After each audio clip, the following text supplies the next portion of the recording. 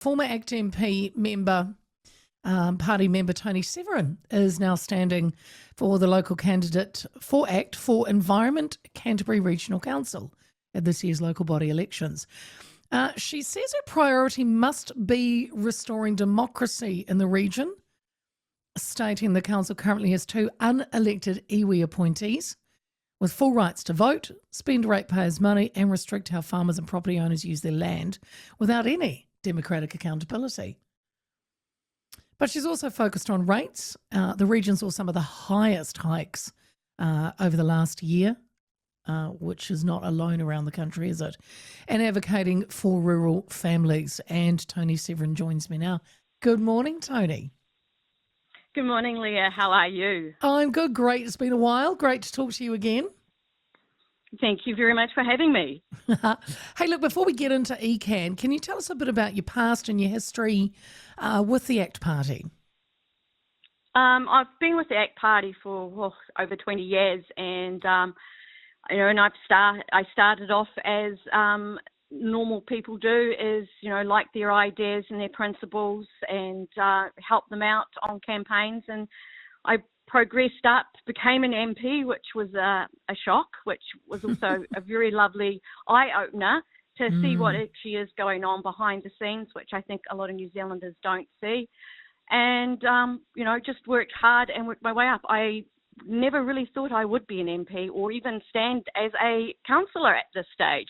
But too many people complain but don't do, and we've got to get out of that. And I also think too many people don't stand up because they're afraid of the backlash. They're afraid of putting themselves out there. They're afraid that, what we say, instead of knowing us, they take assumptions of who we are. Yes. Real cancel culture still, Toni, as well. You are right. And in a lot of aspects of our lives, people are, sadly, at the moment, people are too scared to kind of stand up and say what they, really believe in, or if they disagree with what is standing right in front of them. Look, you've also been a business owner as well, haven't you? Or are you still a business owner? Yes, I'll sell myself. Yes, well, I'm still heavily involved in our business, especially around the counts, which, we all have to tighten our belts and make sure our spending is within our affordability, because everybody's still struggling with this cost of living.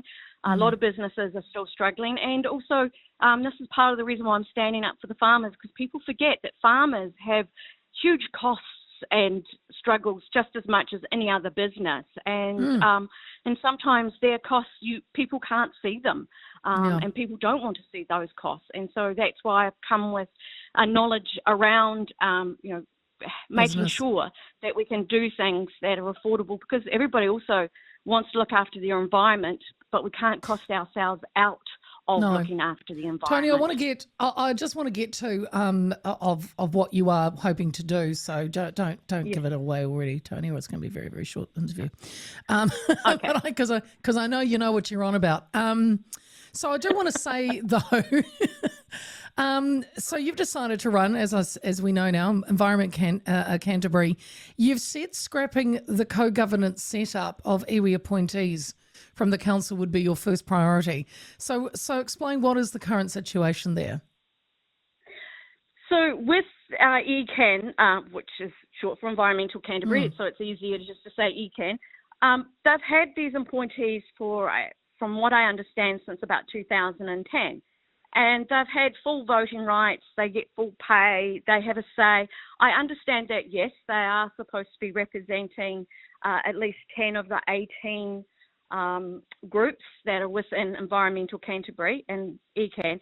However, they don't have the same responsibility, I feel, that we're being held to, for us who put our hands up and voted in. We have to do the work. We have to sell ourselves. We have to fund a campaign. And also, just because they may have been here before my family or your family, or parts of them, it doesn't mean to say that we're any less environmental friendly or not caring about our land and our land usage. And then also, there's a lot of hold-up around culturally sensitive things. And we just can't afford to do that, and we can't keep alienating New Zealanders between where we've come from. You know, I'm afraid for the democracy in New Zealand in general, and especially around local body elections. We don't have enough people voting. No. If you have a look at the statistics, it's really, really bad. And then you look at the statistics of how many people actually put their hands up to become a councillor, and how many have been re-elected unopposed because people haven't done it. And so it's just not around the iwi, it's just democracy in New Zealand in general we're lacking, and we need more people to put their hands up and engage, because if we don't do that, then all the councils, all the environmental regional councils, they're just going to keep rough riding over top of the ratepayers if we don't have people willing to stand up and be counted and be shot down because of what we say. And it's not about race, it's about democracy. Yes, and that's well the said, biggest Toni. thing. And I, you know, and you've explained it very well, because, you know, we can't sit and moan about what the councils are spending our money on when we don't do anything about it. And you know, as you've said, you know, we've got councillors that are just re-elected because, as you said, they've been unopposed, so they're sitting there for years and years and doing the same old thing. Professional councillors. Because people don't want to run. They don't want to put their hand up for lots of reasons that we talked about, you know, the cancel culture. You know, if they really want to talk about or change things, they could be ousted. It's a really tough time at the moment to get councils with the, you know, the proper people around the table. And it is a concern. And then people aren't voting anyway, Toni. And that's it. I mean, was it 40% of people voting? I mean, I know what it's like. I've seen it. You know, we get our voting papers in the mail. We put them up and say to ourselves, oh, yeah, we've got to do that. Get busy with life, and then go, oh, the closing day. Oh, no, too late. We've missed it. And, you know, and I think that's what happens a lot. And, I mean, you have a lot of very conscious people that do vote, and also, again, it's a lot of it is the older generation that are very conscious in voting, but it's engaging in our younger generation. And like I say, if we can't engage our younger generations that are in their 30s, how can we engage people even younger than that? Toni, you know, just going back to the co-governance set up at the moment with the Iwi Appointees, and this was something that this current government, you know, was addressing, and there are many councils that have dug in. So were you surprised that two other candidates in the South Canterbury constituency voted against this course of action in August last year? No, I'm not surprised at all. Knowing what the environment is in the environmental Canterbury and what goes on there. And I mean, I have huge respect for Ngāi Tahu and what they have achieved around the South Island. However, I'm going to, if I get in, I'm voted in, and I'm responsible to represent those people of South Canterbury. And people are going to go, oh, but you're a townie.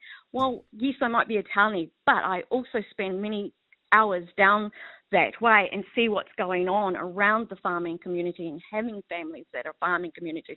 So, you know, this is it. It's called representation. And if we're representing these people, then we need to be accountable to them. You know, I'd expect if I get voted in and I vote a wrong way that they felt deemed against what they wanted, I'd expect them to come to me and say, we're not happy with you. But do the iwi have that same backlash? Do they have the same problem from those that have been appointed? Yes. That's where I'm coming from. Yeah. Every council is dealing with out of control rates, and that is, you've said, another priority of yours. I saw last year's ratepayers bore the brunt of a 17.9 average rate hike. So my gosh, Toni, you know, again, how do you tighten the council's belts? Well, it's wasteful spending, and I know with ECan they have to be savvy with their money because they're, most of the money is coming from the rates, and not so much they don't have the assets like Christchurch Council or Wellington Council and other councils have. So they don't have that sort of assets, but they do invest their money. So we've got to make sure that what we are targeting our spend on is the right thing.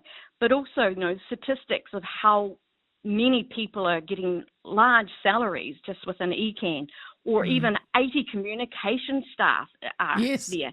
So I would like to know what are they all doing, because,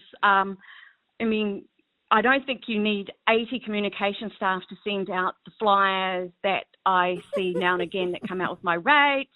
There might be the odd flyer that comes out at other times that might turn up in the mailbox. But again, a lot of people sorry, Toni, I just want to, for the listeners, just to put this into perspective. Yes. So what Toni is saying, the council staff has grown from 695 in 2021 to 864 as it stands. 199 of them are earning over 120,000, and there's nearly 80 people sitting in comms, communications, which you're talking about, Toni. Now, one could argue that, the region is big.